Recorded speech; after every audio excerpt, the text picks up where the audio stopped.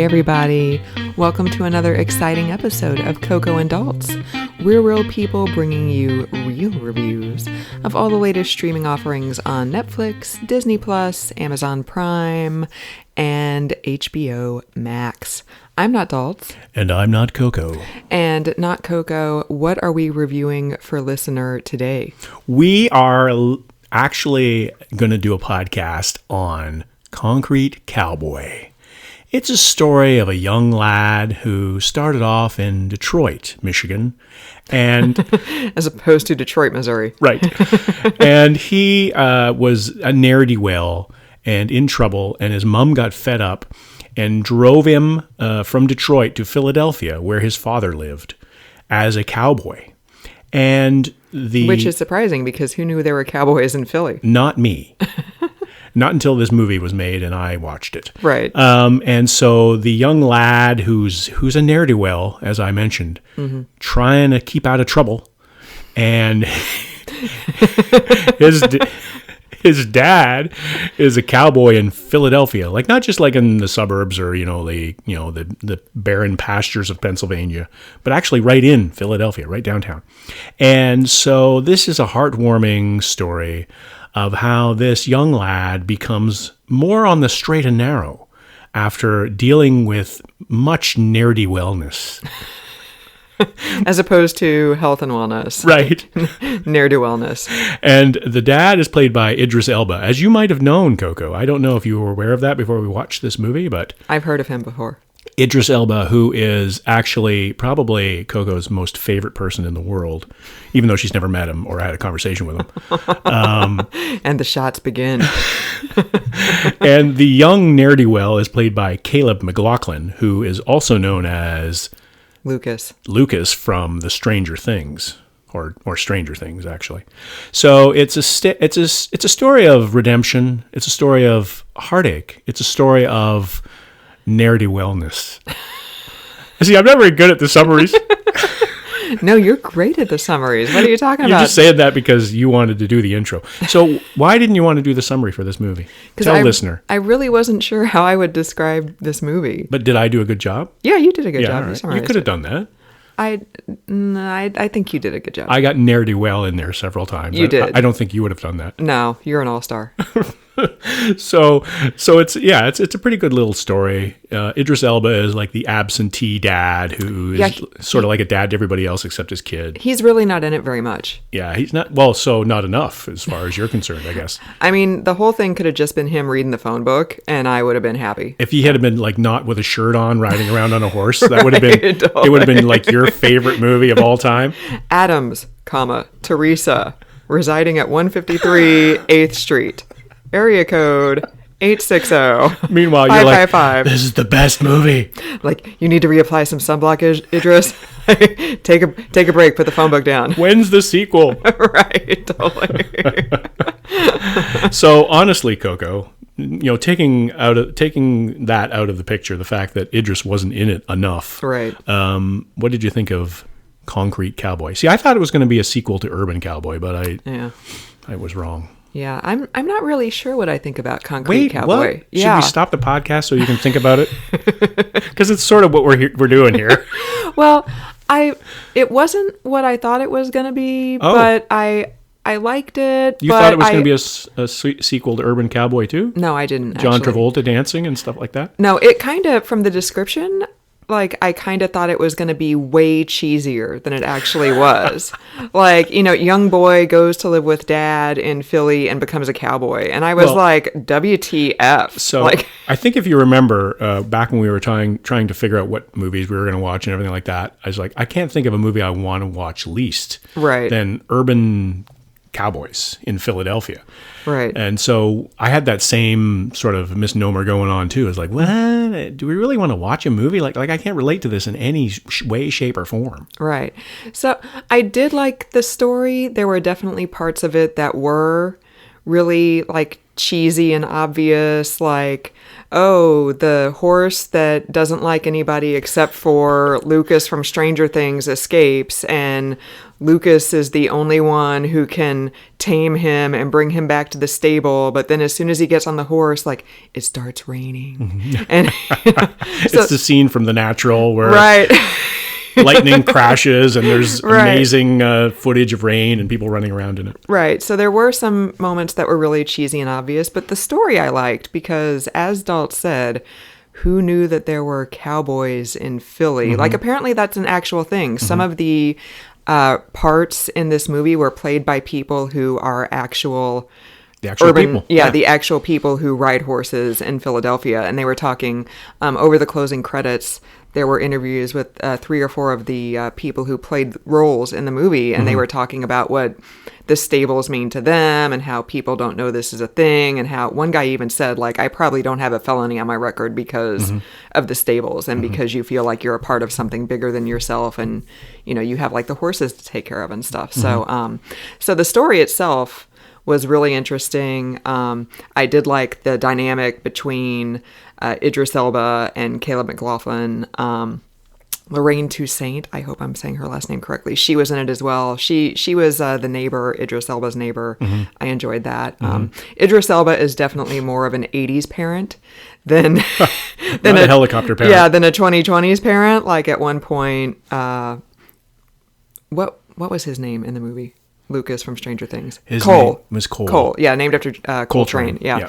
At one point, like the horse, like kind of bucks Cole off, and he falls down on his shoulder, and Idris Elba's like, "Shake it off, shake it off," and just get back on there. And I'm like, wow, that is definitely an '80s parent right there, like not taking him to the doctor or anything. Right. So it's the old like your mom would lick her thumb on and then rub your wound. Right. Totally. And then that you're was good. it. You're good. You're cured. Yeah. So I like the dynamic between them, the father-son dynamic.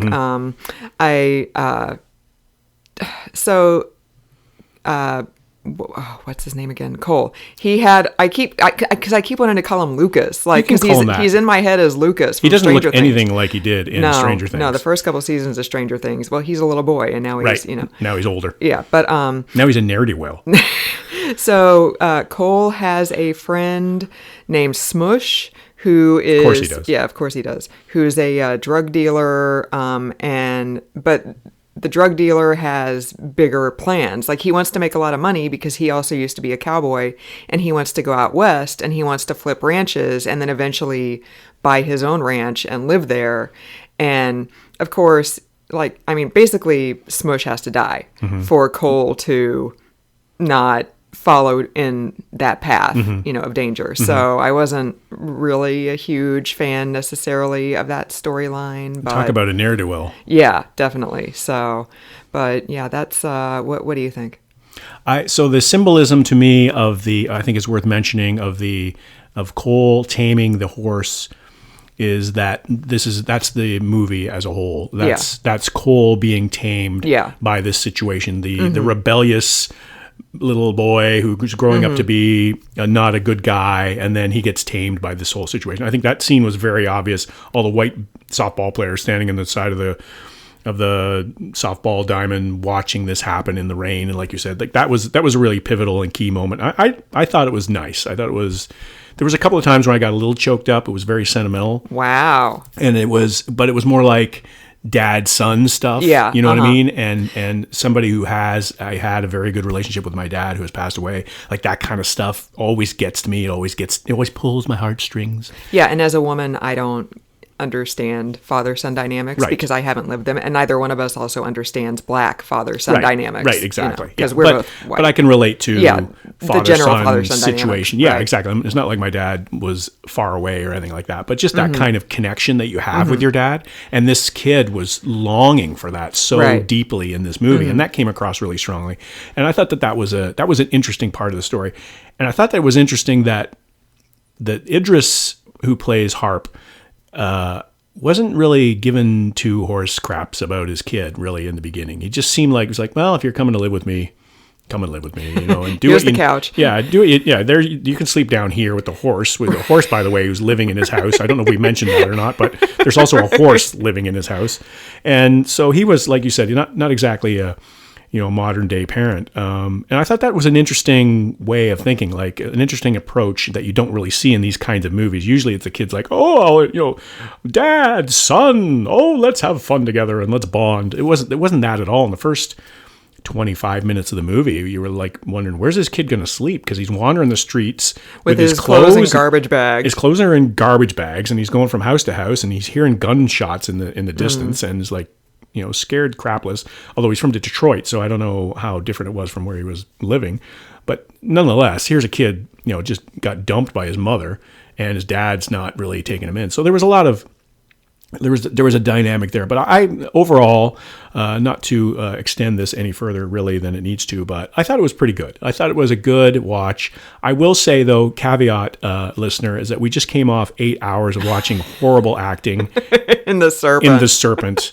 And so anything that's going to come after that is going to be like chocolate cake, right? Versus give all these people Oscars, right? Exactly. This is the best movie I've ever seen. The writing is tremendous. Look at that action. Oh, the scenery. Like it just, it was way better than what we saw. Yeah. But I still think it was better than I expected. Caleb McLaughlin especially was really good. Yeah, he was good. Yeah, he was really, really good. Yeah. And Idris is good and everything. But he had his shirt on too much for you. Well, yeah. Other than that, he was pretty good. He was pretty good for a guy who's born in London, probably had a silver spoon.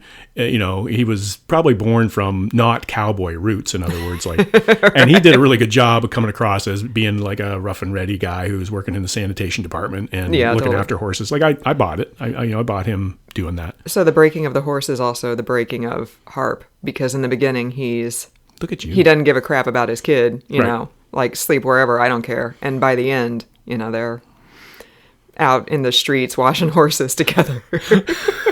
Which is every parent's dream. Right, totally. In the streets of a broken down urban community, washing horses. Hey, what did you think, Coco? I mean, give us more about what you thought. Oh, that's kind of what I thought. I liked the story. The story was good. Like I said, there were definitely parts that were a little bit too obvious for me, but I thought the performances were all great. The story was interesting. So less than 2 hours. Wasn't 8 hours long. No, you can kind of breeze through it. So there were, and like I said, the two, Harp and Cole, I really liked their dynamic. So yeah, they were good. So what would you give it out of 26 letters? I'd give it like a B-. Oh, that's pretty good. Yeah, that's pretty high. What about you? I'd give it probably, so I now that you reminded me that I gave Godzilla vs. Kong a 6, so I'd probably give this maybe a 7. Wow, okay. Yeah. So 7, the Serpent, maybe 7.25. The Serpent was a 5, Godzilla vs. Kong is a 6, and now this is like a 7 to 7.25. Yeah. Wow. Yeah. We're on a pretty good trajectory here for adults. What did I give Sound of Metal? I think that was when you were still giving it like 2 hearing aids up or whatever, so I don't really remember what you gave it. Probably not comparable. No, totally. That's what we're doing here, listener. We're trying to keep you guessing at all times. We're not going to be predictable, that's for sure.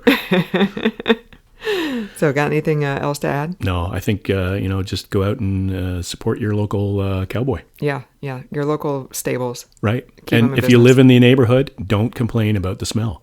No. Because you moved into next door to a stable, you kind of got to go with that. That was actually really funny because when Cole first goes to live with his dad and he's put to work down at the stables and he's got to clean all the stalls out and he's taking one shovel of horse poo at a time out to the dumpster, and somebody actually has to tell him to get the wheelbarrow and because otherwise it's going to take him all day. And I'm like, wow, this kid maybe kind of was coddled because he can't figure that out on his own. Like, there's like 3 wheelbarrows right up against the dumpster, and he's not putting 2 and 2 together there. I'm watching this, and I'm thinking, wheelbarrow? Like, why are you doing that? Like, I was exactly. The filmmaker was actually very good at doing that and conveying that because I was ahead of it, but I was on the same trajectory. I was like, what? Why is he doing this? Is one shovel at a time, and he's walking all the way out to the dumpster.